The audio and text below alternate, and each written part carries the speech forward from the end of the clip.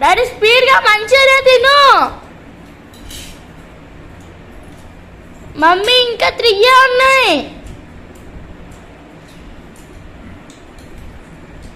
Mummy స్పీడ్గా తినేసా. నువ్వే విన్నావు. అది లాస్ట్ 2 times కూడా నువ్వు ఓడిపోయావు.